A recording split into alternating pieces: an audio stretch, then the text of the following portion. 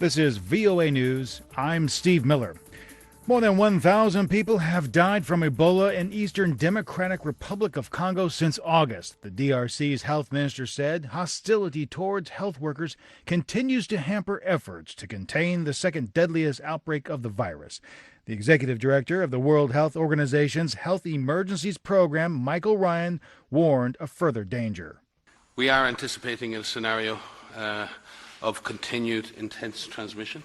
The outbreak, declared almost 9 months ago, already has caused the most deaths behind the 2014 to 2016 outbreak in West Africa's Guinea, Sierra Leone, and Liberia that killed more than 11,000 people.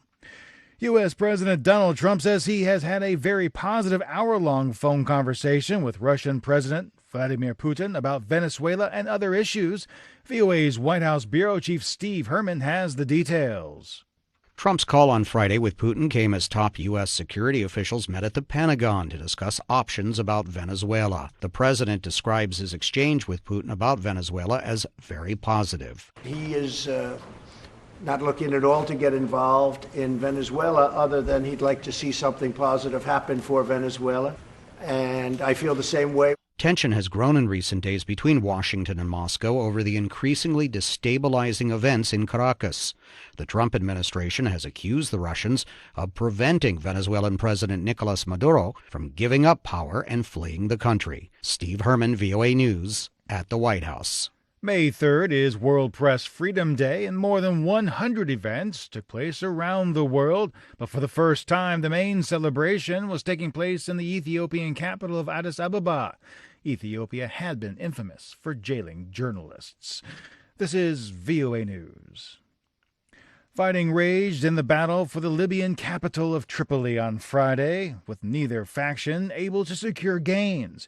VOA's Heather Murdoch has more. Soldiers say fighting has been fierce around the Libyan capital Tripoli overnight and throughout Friday, with neither side moving much as they battle for key strategic points around the city, including a hospital, the airport, and important supply lines held by the eastern forces of Khalifa Haftar. Haftar's forces are known as the Libyan National Army, and this fight began in early April when Haftar announced his intention to take over Tripoli in a few days. Reporting from Tripoli in Libya, I'm Heather Murdoch, VOA News. Young people in South Africa are expected to stay away from next week's vote in large numbers. Reuters' Lucy Fielder reports they cite corruption at the top and a lack of jobs as reasons they're disillusioned. I won't be partaking in the forthcoming elections. The reason why I won't be voting is because I'm unemployed. I don't think I'm going to vote. A message from South Africa's despondent and often jobless youth. Young people are turning their backs on elections next Wednesday, and they make up more than 60% of eligible voters who haven't registered. What makes voter apathy even more striking among young black South Africans is that their parents were allowed to vote for the first time only 25 years ago, when apartheid ended. That was Reuters' Lucy Fielder. A Vietnamese woman who spent more than 2 years in a Malaysian prison on suspicion of killing the half-brother of North Korean leader Kim Jong-un was freed on Friday. Reuters' Francesca Lena has that story. Join Chi Huang was charged along with an Indonesian woman with poisoning Kim Jong-nam, a critic of Pyongyang, by smearing his face with the chemical weapon known as VX at Kuala Lumpur Airport in February 2017. The murder charge against Huang was dropped last month after she pleaded guilty to an alternate charge of causing harm.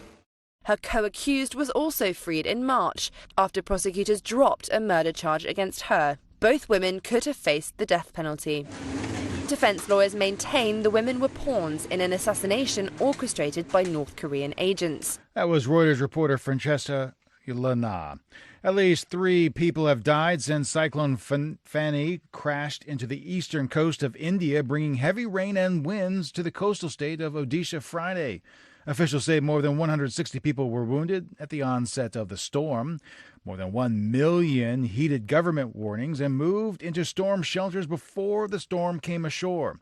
The storm moved over the neighboring Indian state of West Bengal by Friday evening, and officials say more than 100 million people are in the path of the cyclone. I'm Steve Miller, VOA News.